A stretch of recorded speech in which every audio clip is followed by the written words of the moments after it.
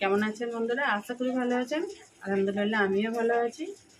তো আজ আবারও চলে এলাম সানা কিচেনে নতুন একটা জুসের রেসিপি নিয়ে, তরমুজের শরবত বা ওয়াটারমেলন মহিতো। তো ওয়াটারমেলন মহিতো বা তরমুজের শরবত বানাবার জন্য আমি এখানে দেখুন 8খানা তরমুজ নিয়েছি, পরিষ্কার করে ধুয়ে। চলুন তাহলে তরমুজটাকে কেটে আমি ছোট ছোট টুকরো করে নিই।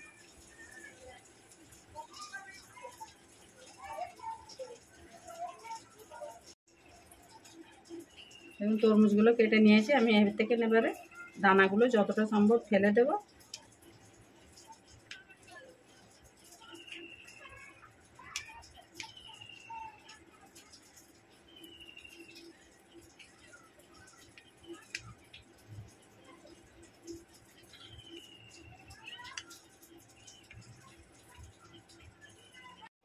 দেখুন তরমুজগুলোকে আমি ছোট ছোট করে টুকরো করে মিক্সিং জারের মধ্যে ভরে নিয়েছি। এবার এটাকে গ্রাইন্ড করে নিয়ে চলে আসি। গ্রাইন্ড করে নিয়ে ফিরে এসেছি। এবার এটাকে ছেঁকে নেব। ছাঁকুনি নিয়েছি একটা।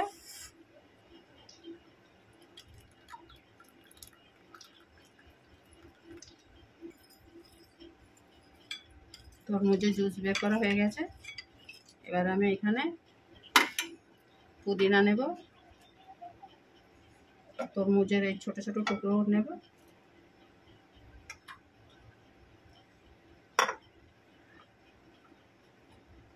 লেবু নেব, নিয়ে ভারী একটা কাঠের সাহায্যে এগুলোকে একটু ছেঁচে নেব।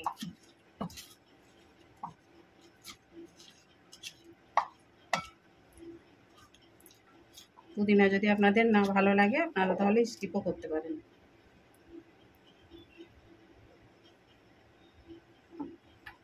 চলুন তাহলে আমি শরবতগুলো এবারে গ্লাসে সাজিয়ে নিই।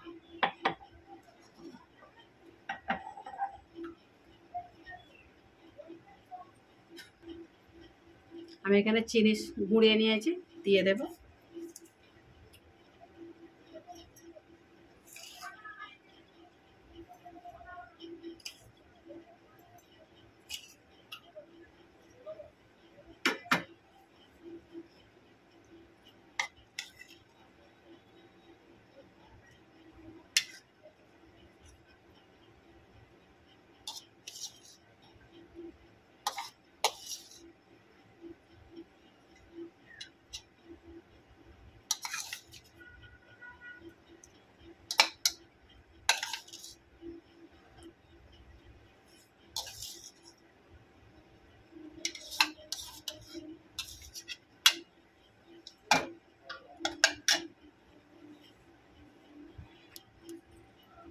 বরফ দিয়ে দেব।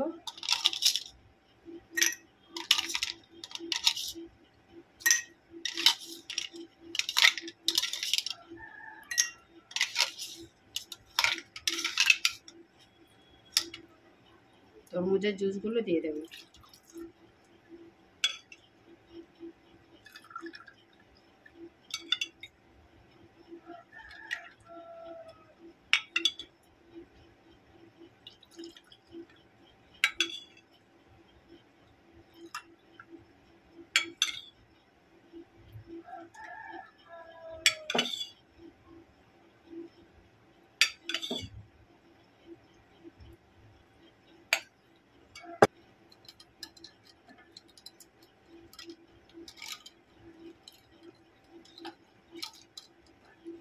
হয়ে গেল আমার তরমুজের শরবত বা ওয়াটারমেলন মহিতো।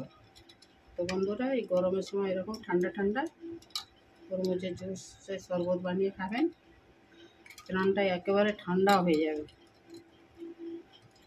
আমার এই তরমুজের জুসের রেসিপিটা কেমন লাগলো কমেন্ট করে জানাবেন, লাইক শেয়ার করবেন।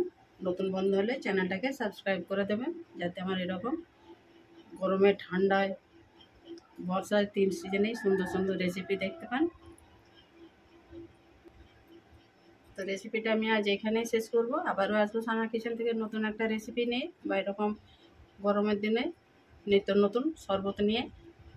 আপনারা পাশে থাকবেন, সাপোর্ট করে যাবেন, চ্যানেলটাকে সাবস্ক্রাইব করে দেবেন। আল্লাহ হাফেজ।